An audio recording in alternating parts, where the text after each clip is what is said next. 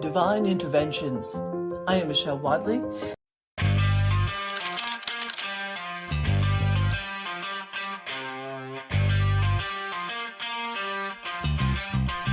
New Thought Media Network. We are a global broadcast network of positive music, media, and entertainment, inspiring humanity's evolution along the journey of enlightenment and creating a world of love, peace, empowerment, and prosperity for all. New Thought Media Network. Positively inspiring.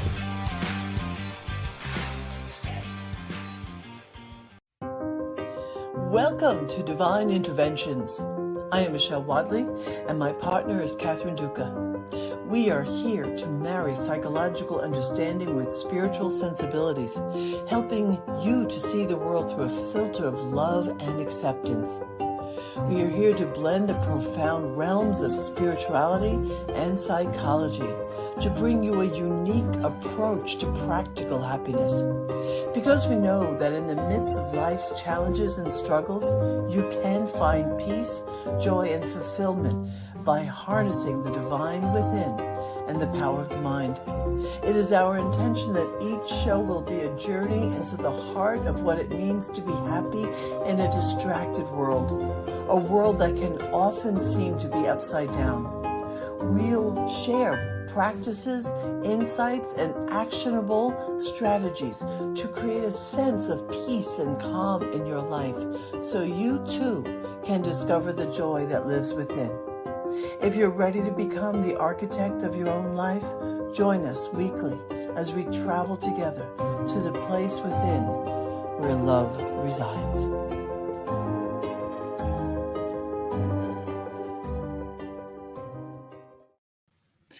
Hello, hello, hello. It is so good to be back on New Thought Media Network. This is Michelle Wadleigh here, and you used to know me as the Jersey Girl Wisdom show that I did for a year here and took a break, and now I'm back with my partner here, Cathy Duca, Catherine Duca, and we're here to play. We're here to inspire. We're here to love on you, and I'm just so glad to be back. And Cathy, welcome. Oh, it is great. I could not wait for tonight. And I just want to start out by saying, if anyone is listening who is not from New Jersey, they may be, a little overwhelmed with all the Jerseyness going on between us. Yep. They're going to get a lot of that. Yes, yes. Welcome to everyone. Yeah. So Cathy and I, we have a path that kind of twisted in many different directions before we came back to each other. We've actually known each other about 18, 19 years. Hard to believe, but yes. Almost 20 years, actually. Almost 20 years. And I love that we've come back together, and we tend to be each other's playmates, which is great. She gets to use me for a certain play. I get to use her for a certain play, and we leave our spouses out of it so they don't have to tolerate our craziness because we can talk each other into a little bit of insanity, right? I mean, we can get each other hyper sometimes. That's half the fun. Right?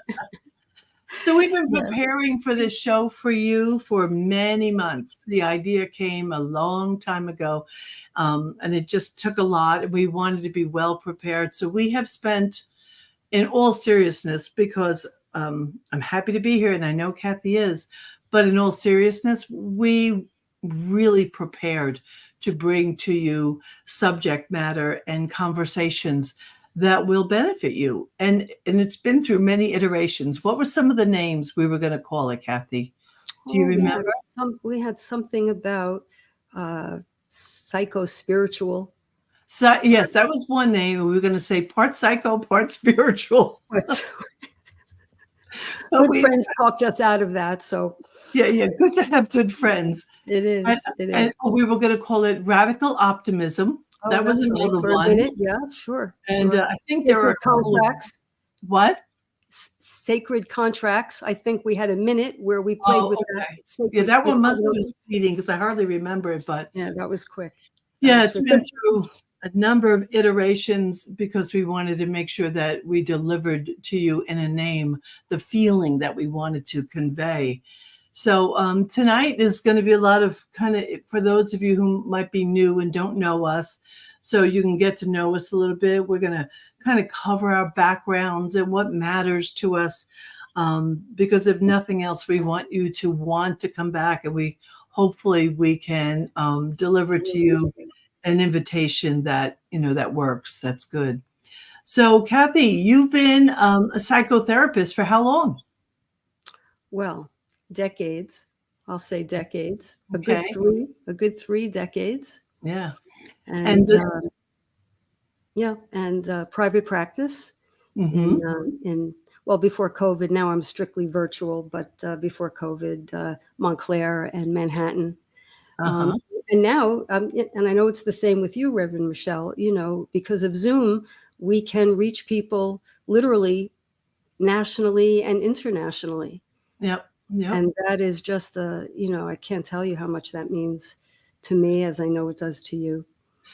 So just so the audience knows, when I think I need to refer somebody to a therapist, Cathy's the person that I refer people to. So I want you to know that that's how much I trust her sensibilities, and some people that I deeply care about, I have sent in her direction. Yeah. And my honor and my privilege, that. Yeah, it's been great.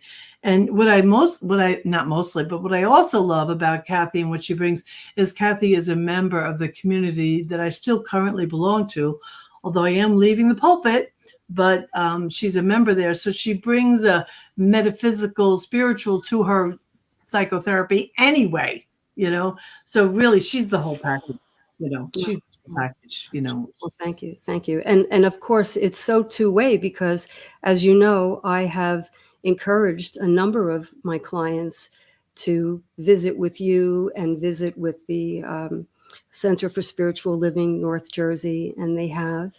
And I got a text just the other day from someone whom I sent your way, a decade ago.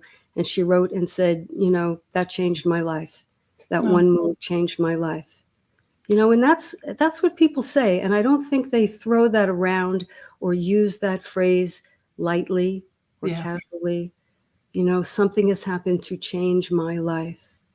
Well, I think metaphysics does that in general. If it's delivered with love, metaphysics can be quite heady. There could be a really heady approach to it, but I was reared as a metaphysician, and for me, it was always sandwiched with love, always. So I guess I was blessed. I was blessed to have the the teacher that I did have, and she has definitely, I think I would not be here. I'd probably still be alive, but I think it's miserable. If it wasn't for me walking in and being influenced by that teacher, who is not science of mind specifically, but who was metaphysical. And matter of fact, when we were young, we used to, because we lived in Union, North Bergen and Jersey City, and we used to go just jump on the, just go through the Holland Tunnel or the Lincoln Tunnel and go to Avery Fisher Hall. Sometimes we'd go to see Raymond Charles Barker on one side. Was it Avery Fisher? Is that what I'm talking about? And then see Raymond Charles Barker sometimes, and then other times see, what's his name? Fillmore. Not Fillmore. Who was, yeah. And from Unity. So they spoke across the, the walkway from each other. And those were my early influences, which, I'm really blessed. So, yeah. On that point, we couldn't be more bookendy, because I was raised a Roman Catholic, and I went to Catholic school from nursery through college. So that is That's a lot of Catholic. that's a lot. I got a lot of Catholic going on. I'll tell you that much. I'll tell you that much. And my family, very devout, practicing Catholics. And so I don't know if I'll tell the story along the way. I'm sure I will, not necessarily now, but when I happened into your spiritual community, I didn't know what hit me. I didn't know what hit me, but it was so gentle at the same time. I remember I went one week and then I thought, okay, that was something. And then I said, oh, maybe I'll go back at some point. And then I felt that the next week, I don't know, something made me get up early. I'm not an early riser. Something made me get up. Yeah. And something made me go. And I feel like my car drove itself and I was just a passenger. Something compelled me to go. And I didn't even understand what that was. Mm-hmm, mm-hmm. I can't recall times when I felt compelled to go to Mass, although of course I respected it and I revered it, but I can't say I understood it or I can't say it moved me. So this was, meeting you and meeting the other members of the community really, oh my goodness, I'll expand on this as we go, but opened my mind, opened my heart, and I feel has made me a better person, a deeper person, certainly. But my clients would be the one to make this call, but I believe a better therapist and a better healer. And so it's the profound gratitude of my life. And I love that you bring spirituality into your therapy. I mean, to the degree that you can. But so how do you think your family is feeling about, the Pope is kind of coming out with some surprises. Yeah. My mom's probably not happy wherever she is.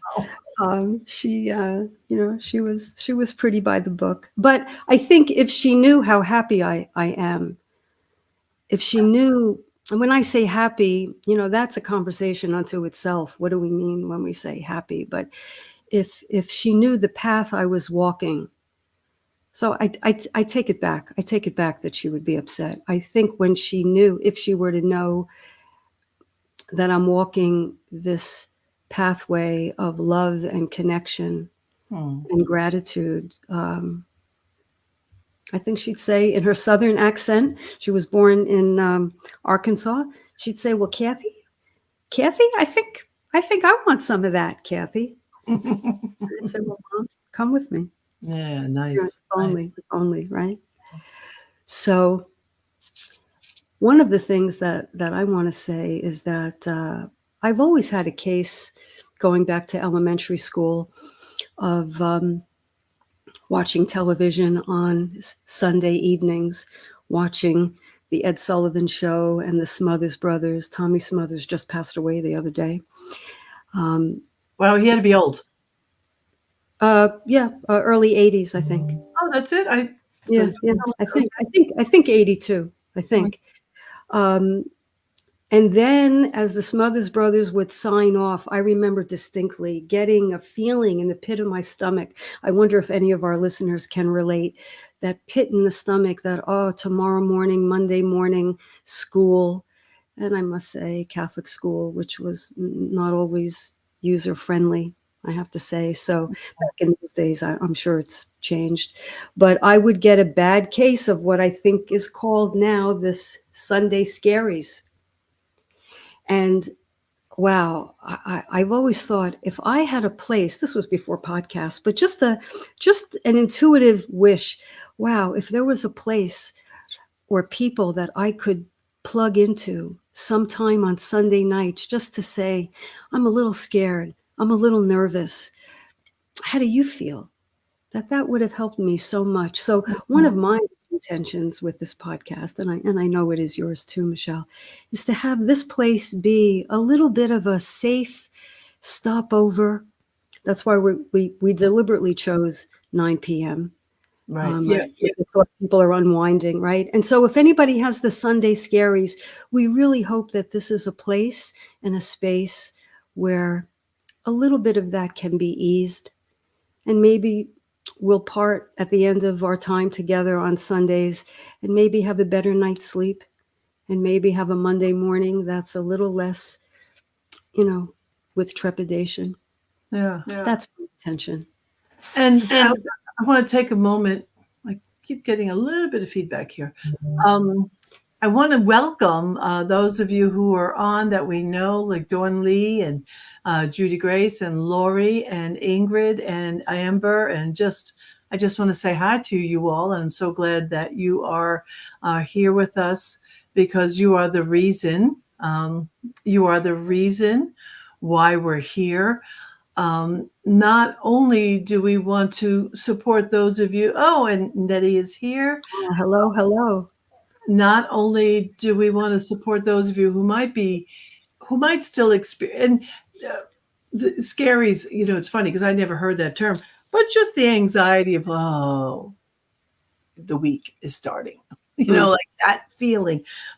But that's not the only reason why we want to be here. So over time, if you ask us questions and you ask us to pay attention to something, or you send one of us an email and says, hey, can you add this into one of your episodes? We will chew on it. I can't guarantee, but we'll chew on it, because it's that's why we're here. We're here to serve you. And so with you, with you asking us for specific things, and that's why, that's just why we're here. And so Cathy, who do you think can benefit? What do you think can benefit from what it is our intention to do here? Well, is everybody too general? If I say everyone, is that? Yeah, so I think we had an audience in mind. Yeah, well, my husband Neil is saying me. He's saying he'll benefit. He's saying he'll benefit. He'll benefit. Yeah. Well, I think of the people whom I have the privilege of working with, and I know that my clients, no matter what the particular issue that brings them in the door, there seems to be a common thread running through just about everybody's presentation, and that is, and everyone's narrative, and that is the world, the atmosphere, the global climate, the national climate, the ethers, staticky and fraught. And so I think that, I say in some of my writings, I say, because I believe it with all my heart, there's never a good time to not know who we are. There's never a good time. But not knowing who we are at this particular point in time is especially dangerous or risky, because it is up to each of us, pardon me, it is up to each of us to know who we are, to tap into our depth and our psychological maturity. Why? A, because that's just a good way to live. But B, no one is coming to rescue us. There isn't a leader. There isn't anybody who is going to swoop in and have all the answers. And I mean, I don't know that there ever was, but I think the illusion that there was more prevalent. But now we just have to turn on the television, read something, look around our news feeds, and I don't know who has the wheel, really. So it is up to each of us to be awake, insightful, psychologically, and I would say spiritually mature. Because in some way, each of us has to take the wheel. Yeah. I like to say in my media stuff, I like to say that I help people find love. It's all about the elevator speech. So my elevator speech is, I help people find love, but I'm not a matchmaker or anything of the sort. It's the love they most need to give to themselves. And as you know, and as many of our listeners know, that love does not come from the outside. It comes Mhm. from no person nor no thing from the outside. And so my passion, and in some ways I view myself as kind of an electrician, my passion is hooking people up to their wellspring of inner wisdom and inner intelligence. And it's an intelligence that doesn't come with a degree or a credential. It's an innate wisdom and an innate intelligence. But what has happened is, for a multitude of reasons, we've gotten talked out of what we know. So my job as a therapist and a healer is to use spiritual psychology to remove the impediments, remove the blocks, remove the static, so that each client who comes to me can discover his or her or their own infinite wisdom. Mm-hmm. Yep. Yep. That's what enlivens me and turns me on. And if I have a day where that doesn't happen, I go home I go in the living room with a headache. I leave my work with a headache if I have not connected with someone, and if we have not together touched into that unlimited, I don't know what, the wellspring of love and intelligence and wisdom. So Right. that's what I'm about. If that's an elevator speech, I'm coming down from a high rise. That's a high. That's a That high. was a long speech there, but there you have it. Yeah. And I know, Michelle, you have done this before. You've had a couple of podcasts before, but this one is different for you, I know. Can you speak to in what way? Well, it's Similar but different? no, it's not. I don't think it will be similar. I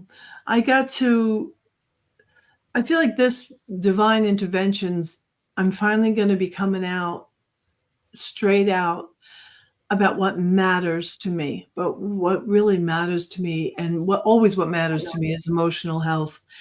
And God knows I see enough evidence in the world regularly, up close and afar and on the news, about people that don't have a state of emotional health. And whatever I do, I want to be part of, raising the consciousness and the awareness of that.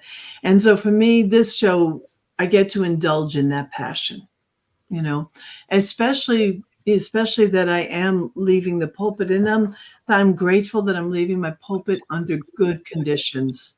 I'm leaving, to pursue. The center, we're kind of getting hot and fired up again, but financially, there was some struggle, and I don't want to be part of that struggle. So by leaving, I leave them room to succeed, and I'll support behind the scenes, but I leave them to succeed, and then I get to pursue. As you know, I'm very excited because I got contracted to write a book, and my other books were self-published, and I would always say to my husband, oh, but I'm self-published, and I'd poo-poo my own work. Although the last book I put out on forgiveness, that was quite the effort. So I'm going to be able to indulge in forgiveness and shadow work and prayer and possibility, and just be that walking, talking model of optimism that I really, hope to be. I can remember early in my Science of Mind years, which is now all close to 30 years. I can remember what a pessimist I was. I was an dedicated pessimist. And what do you mean by that, Michelle? Do you mean the glass half empty, or no glass at all, or what? Drama. If you had a story, I had another story. Oh, let me tell you what happened to me. And that was my mindset, negativity, and my internal dialogue which is one of the things I really try to inspire people to listen to that voice behind the voice. We've spoken about that. My voice behind my voice was just the double duty of negativity.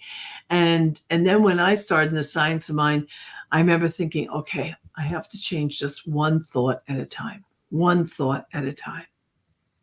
And that's what I did. And as it turns out now, with science and brain sciences and all the stuff that they're teaching now, one of the books I read in the beginning of this year was the Atomic Habits. And they talk about how now if you really want to change your habits, you have to work diligently to alter the neural pathways of the brain. So it is a daily grind. It is it's a repetition. Yeah. Right? The repetition that creates a new pathway so that the old pathway can kind of atrophy, and the new pathway with new ideas that lead to new behaviors can take hold. It's a tremendously exciting thing that we didn't know. We didn't know this 10 or 15 years ago. No, but I think intuitively, I knew intuitively, there was no other way I could do it. I couldn't force myself to do it, and then when I found out about spiritual mind treatment and prayer, I was like, oh, now I got to realize that the word that I speak, that it gets activated because of my connection with the divine. And what a beautiful thing that is. I am looking at a chat here from Amber Guzman. She said, I can barely believe that my internal dialogue is very negative. I'm constantly turning it around. Yeah. And Amber, if it's not working easily, one of the things you might not be remembering to do is you must have a reward. They say in the brain science, you have to do it regularly, consistently, but you want to tie it to a reward of some kind. Don't make it booze or drugs or food.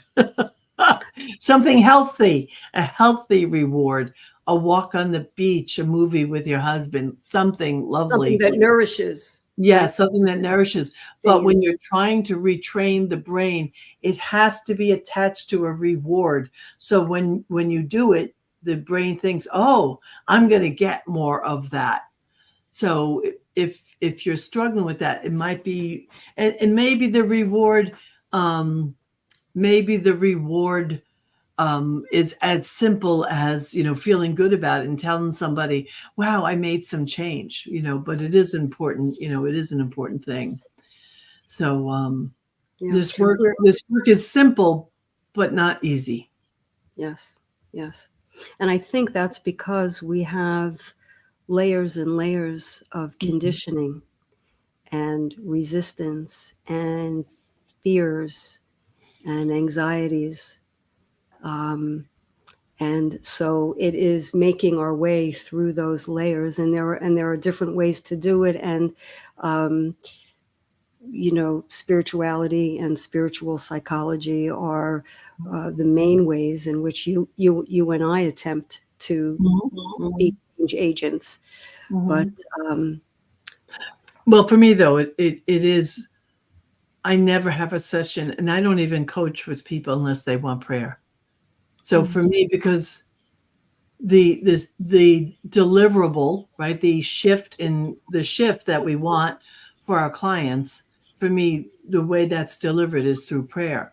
So that might just wind up being the main. I mean, because I know you and I are in sync about so many things, and it might just be the delivery system that changes, just a little bit. Well, if I may say,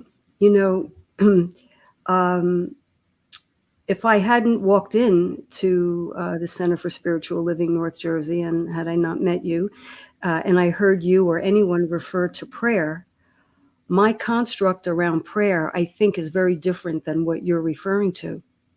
So perhaps it would be worthwhile to expound on that a bit for our listeners, because to me, I'm thinking, that brings about the whole notion of,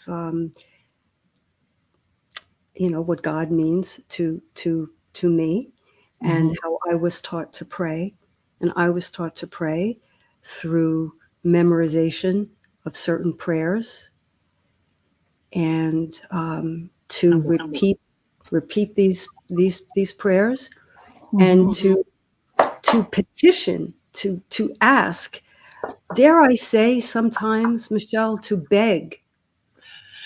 Well, even those of us who do spiritual mind treatment sometimes beseech. Sometimes we do. And let's come back to that. Let's take a quick commercial break. Oh, good. And then we'll come back to what that means for us. Very good. Okay. See you.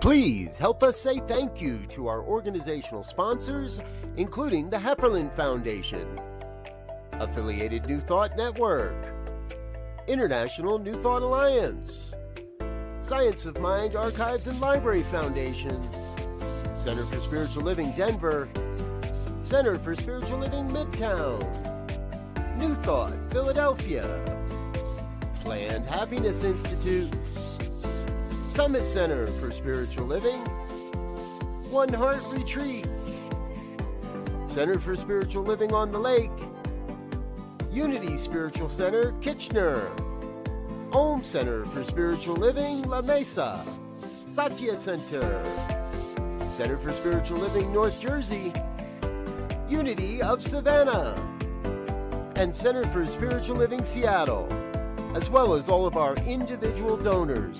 Thank you for making New Thought Media Network a place to be. Please come be you. And remember, like, share, and subscribe. New Thought Media Network, positively inspiring. How fun is that? How this program, I want to always give kudos to Robert for his Reverend Dr. Robert Brzezinski now. Congratulations, Robert, for his vision of this. I can get a little, I won't say preachy. I don't know. You tell me what the word is. I get a little worked up. Like I think, I'm going to come at this from a different direction. Most of us who are in Science of Mind, we were taught never to proselytize. That's what we were told. Draw by attraction, very similar to 12 steppers. And there was some influence. Definitely 12 steps influences us. And I know that Ernest Holmes was an influence to the 12-step world, which is, a wonderful world. But I got to tell you, I think that's a load of crap. I think we need to be done doing it that way. I think we should be standing on the corner, singing songs out loud, playing our radio for people to hear the music we listen to. We should be giving copies of books away from our libraries, because all you have to do is look around the world and see the pain, the suffering, it's the world. The world is in a lot of pain, and we get to bring something. We get to bring something. But it has to be on purpose, So I don't want to. The world needs what we have to offer, Neil said, and it's so true. And maybe some ways we do it within our family unit. Hello, blessed Ty Stevens. I like to tell this story because you have to figure out a way to get this stuff into your grandchildren. And so a few years ago, I'm always taking care of my grandkids. I've been taking care of them from the time my big girl was born, which was 9 years ago. And so when they started talking and on, I get into the car when I'm about to take them somewhere, and they know to expect this now. And I say to them, we're on our way. And their retort is, for a very fine day. Mm-hmm. And now even the baby, 2.5, she doesn't say the whole thing. She goes, fine day, fine day. I'm like, okay, I'll take it. Like my grandson thinks he's smart, which he is. And sometimes he goes, for a very poopy day. So I say, okay. William, I thought you said who? And I'll say to him, well, William, you get to have a poopy day. Lila gets to have a good day. And then he thinks, he goes, fine day, because it's like when we're modeling it, we need to be that everywhere. I think sometimes, and I know that I was guilty of this when I was working in an office, although I would do it like for a Freeman book on the page. I would do different on the desk. I meant on the desk. I would want people to know who I was. I had a sign on my door that said knock before entering, goddess at work, just to, create conversation. Liven things up. Yeah, just a little. Yeah. We have to do that. And I think sometimes, and I don't know who's willing to admit it to our listeners, sometimes I think we leave our spirituality either at the center or conversations with people that hear us, and then we don't practice it necessarily with those who don't know it. And I think that's the danger. I think we have to be us everywhere. You know what I mean? To be you everywhere. And I've seen you do that. When we were at the John Bon Jovi Soul Kitchen, you were having a 15-minute conversation with our waitress. Kathy being a therapist, she could talk to a wall. And it was, so Is that a skill? I don't know. Is that a skill, Michelle? I think so. I think when you're one of those kind of people that anyone will talk to, and you'll talk to anyone, I'm not as patient as you are. God bless you. Oh, yeah. Well, you bring up another big point. Being yourself, being true to who you are, being authentic, being real. That's a kettle of goldfish that. So I'm having two thoughts. One is a memory of when a long time ago, I was coming to your spiritual center a few months. And I remember I stopped and got gas across the street. And it was a cold, like really cold night. I stopped and got gas, and I didn't think I was doing anything. I was just being me. And I asked the gentleman, whatever, $20, whatever. I'll never forget what he said to me. He said, I don't know what you have going. This is really what he said. I don't know what you have going, but I want some of that. And I didn't say a word, but my energy. And, I wrote a blog post about this last night about, I don't know if you've had a chance to read it, Michelle, but it was about the beginnings of our relationship and how I came to your door. And I came, I wrote in my post, life handed me one of those twisty things. But no, it was more like a dark night of the soul, actually. And of course, I had had therapy. I had had good therapy with therapists who I respected and whom I know cared about me. But it wasn't until I came with my dark night in and under that cloud that I had what I would call an awakening. Now, I had never heard the term used in connection to psychology. I had heard terms having to do with, cures and remission and over, I don't know, getting over or working through. And those are valid points, but I never really heard the term awaken. And Carl Jung said, I don't know if I can capture it. Dawn, if you're listening, text me she's on. She can put it right in the chat if you don't get it. It's like, I think it's gender specific. So I think Carl Jung said he who dreams. Oh, Dawn, what's the quote? Is she writing it? I can't tell if she's writing it. Can't tell. Too bad.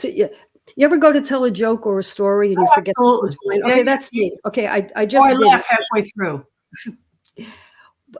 But the point was that Carl Jung, who studied under Sigmund Freud, I mean, he was, but he had ideas, and he brought spirituality in, and he talked about awakening. And I can tell you, awakening is not the same as cure. It's not the same Mm. as behavioral changes, though One who looks outside dreams, she says, where is it? Wait. One who looks outside dreams, one who looks inside awakens. You're right. I forgot about that quote. That's Okay. fantastic. One who looks outside dreams, and nothing wrong with dreams, right? But one who looks inside awakens. I think that's one of the most powerful quotes Mhm. I've heard, because Yeah, I agree. awakening, how do you even define awakening? But the experience of awakening is coming out of a slumber, a lifelong slumber for many of us, certainly for me. Coming out, see, when I came to your place, I came because of a crisis. So the crisis got me in the door. But what I realized was, under that crisis was my natural way of being, which, looking back, I can say was kind of a hypnotic trance. My beliefs, my expectations, my ways of being with people were within a bubble. And the bubble was, partly from my family, taught to me, partly from the Catholic Church, etc. But that bubble was so confining. And I didn't realize it. I had no idea until I awakened. And then I could tell the difference, the contrast. And that's why the gas station attendant said, I don't know where you're going or what you have going, but I want some of that. The spark in me. Mm-hmm. And what did it? Okay, the teachings, Science of Mind teachings. Well, Yes. I mean, I have a suspicion, and for me, this has been part of what has been my practice as a minister. And to be honest with you, I don't know where I got this from. It just seemed like I knew it. And if this is something that a teacher has taught, and I'm taking credit for it, just somebody correct me. But I remember early in my ministry, I remember believing, and Tony Hamilton, the precious member and friend from our community, I remember her acknowledging that when I see in you your highest and your best, if I'm knowing that, if I'm seeing that you're going to rise up to that. So true.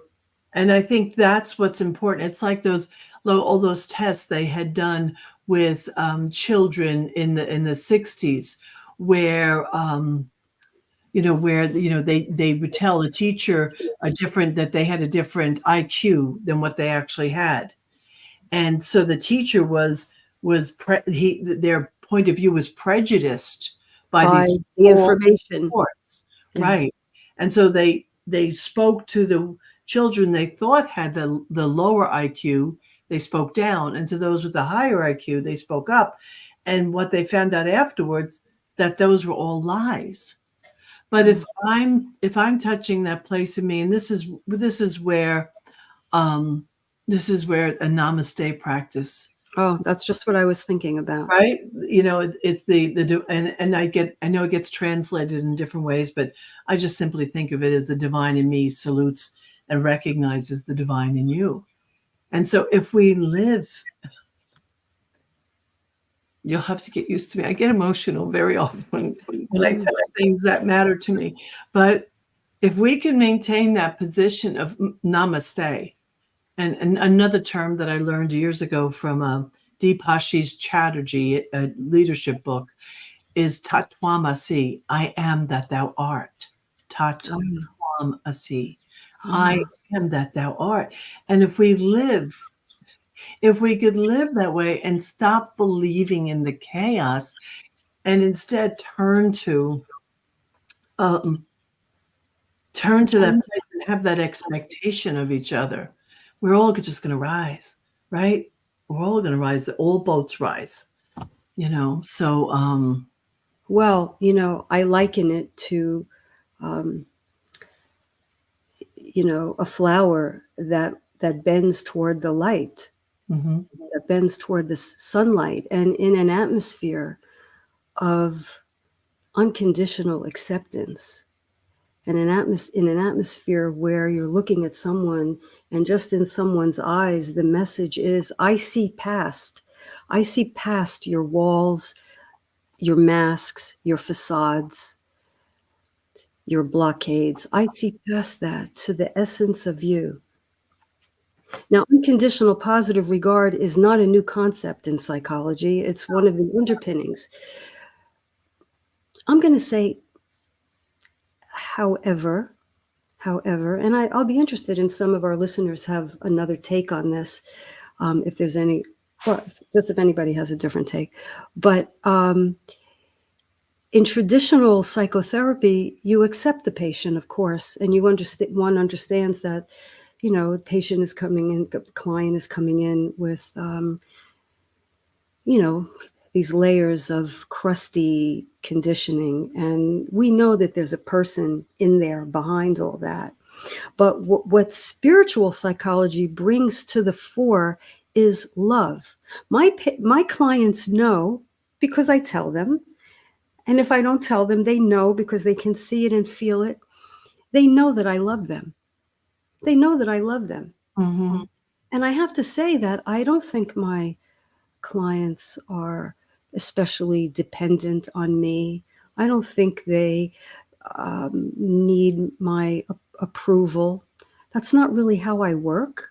mhm, But they know that I love them at their essence, mhm, even when they're not sure what their essence is. And so that's one of the exercises that I do. And I know you do so many, but it's like, what do you think is your essence? What do you think makes you you if you couldn't do the thing you do?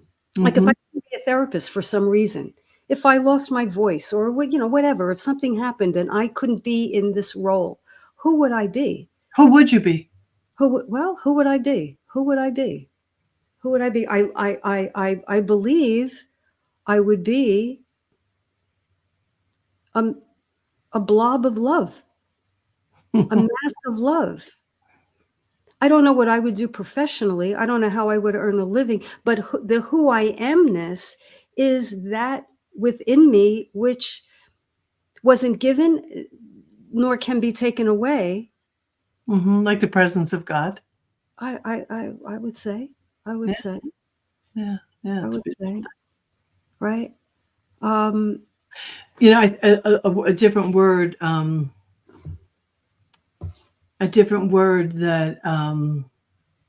that I use, and I do believe love is present in my work, but I think when I feel like I've done my job when someone feels safe. hmm. Might be another kind of word Well, for love, that's a, you yeah. know? Mhm. Um, but my job is to get out of the way, is to be empty. Mm. I love that. Laura's commenting on your blob of love. The Yeah, technical term, yeah, right? technical term. But oh, Neil's asking here, What Robert, was the what? Why, Kathy? uh, I forgot. Okay, Oh, Kathy, well, what do I you was going to think ask the you early to poems expound refer? on the empty. Mm, I'm sorry, what sorry, did I we're say? talking over each other. Let's do this one more time. Leave that there, You go. Robert. Well, I want to hear your question. I guess I must have dropped something. Go ahead. My question.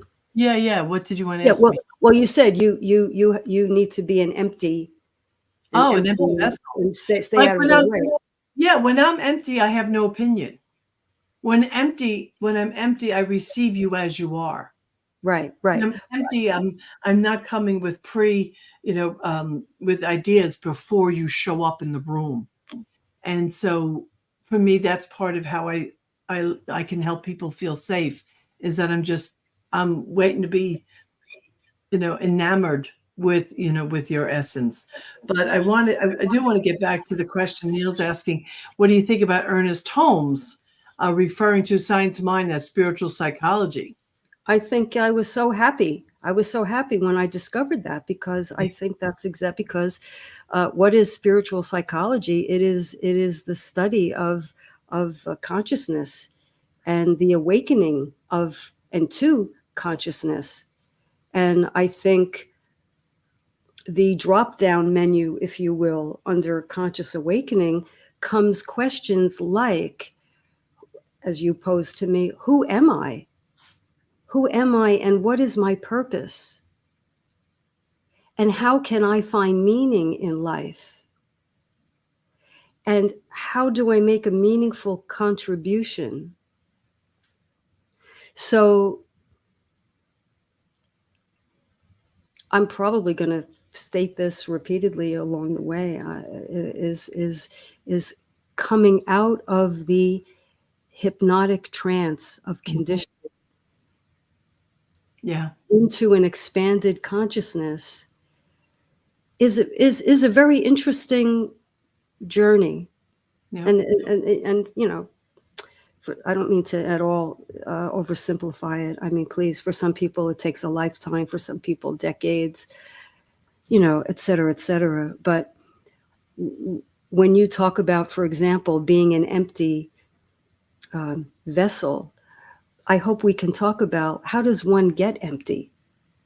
Because when one has anxiety and pressures and expectations and, bills and finances. I'm going to write that question down so I remember. How does one become empty? Yeah. And the other thing I want to say as kind of a coming attraction for a future discussion is that I have yet to see someone awaken without going through profound grief. Well, I was just going to bring that up. I want to acknowledge, because I think sometimes some people might avoid this journey, because face it, usually we're waking up from an unconscious state, which usually indicates some unconscious behavior, which often has within it a mountain of regret or bad decisions and such, and sometimes to the degree of guilt or shame. And so straight up, I'm just going to say it, waking up can be a bitch. It's not for the faint of heart. I say it all the time. And as people wake up, I find in my office that they kind of get worse, and they get very disappointed. And they, I was doing so well. I was, and now I'm back where no, it's not a regression. No, that is a requirement, because you can't wake up without realizing how asleep you've been. It's a paradox but it's part of the holistic, steps that we take. But this is a whole conversation. Can't wait to get to this one.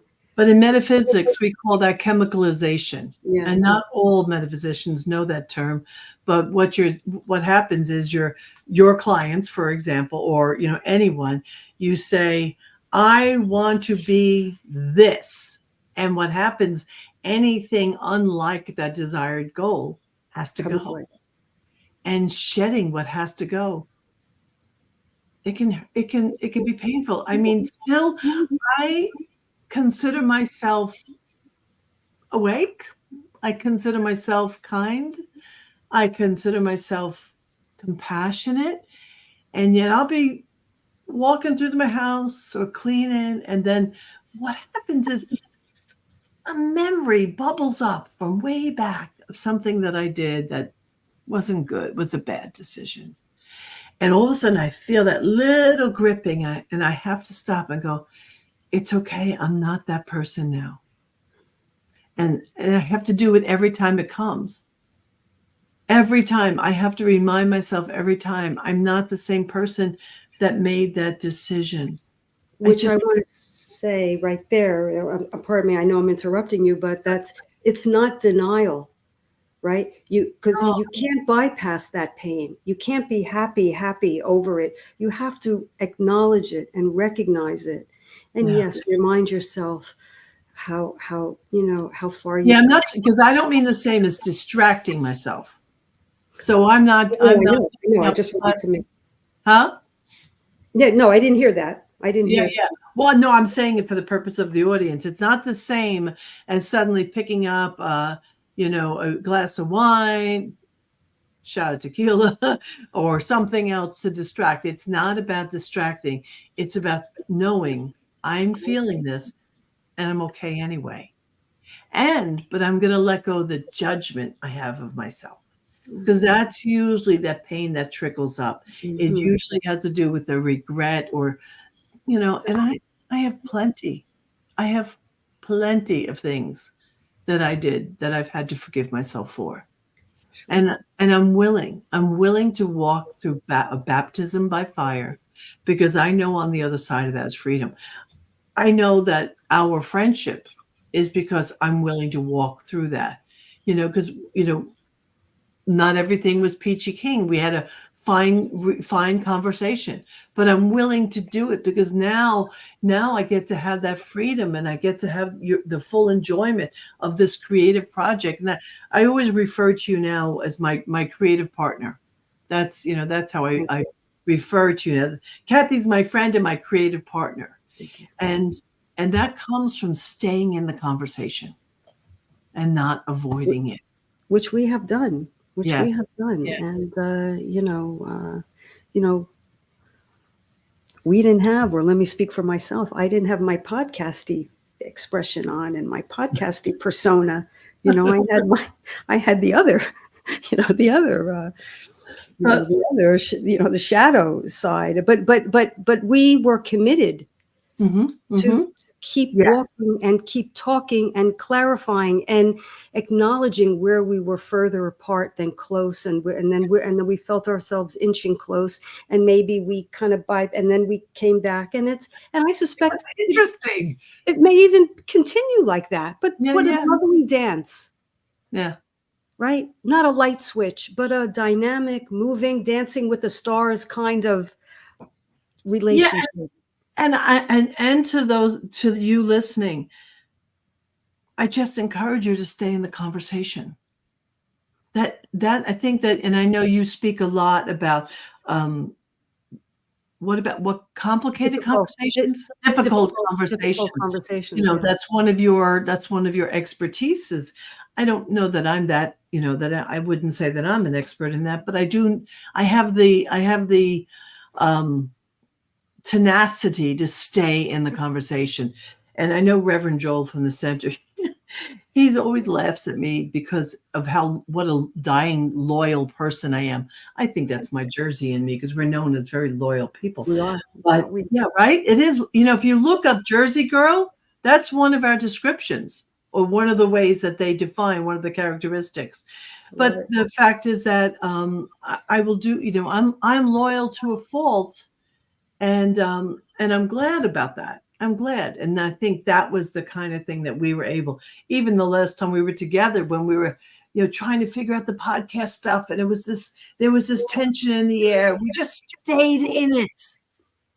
And that's what I want our audience to hear. Stay in it. Stay in the conversation. Stay authentic. Stay real. Not be afraid. Don't be afraid. You won't break. You might have to bend. You might have to twist, but don't be afraid. We are coming down to our time. I can't believe it. We only have like 2 hours to go, right? In Jersey here, it's almost 10 o'clock, so I think we have to let our people go home. We have to call time. Wow. All right. So I want to say thank you to you for saying yes. I can't remember if this was your idea or my idea, but it started months ago. We had it at the same time, actually. I think that's another one of our things. Me too. And I want to thank the listening audience for taking a chance on us tonight. Some people know us and they came anyway, and some people don't know us and took a chance on a launch episode where anything could happen. And for that, I am so, so grateful, and look forward to your listenership and your questions and your comments, and if there's something you disagree with or you have another take, just let's talk. Let's Yeah, talk our thank way. you, all of you listening. And thank you again to Robert and to the New Thought Media Show. Oh, hello, Yvette and Regina and Lara and Dawn. Dawn, I'm so glad you're here. It's great to see all of you. Thank you. And we are going to be having some guests. It's going to get really juicy and interesting over time. So, keep coming back Sunday nights. We hope to be your like New Thought kind of Delilah. Yes, yes. Delilah, the DJ from years ago, right? Is she still on? Is she Yes, still I on? found her on the radio a couple of Wow. weeks ago. So we're your new thought, Delilah. Yeah. Oh, that's funny.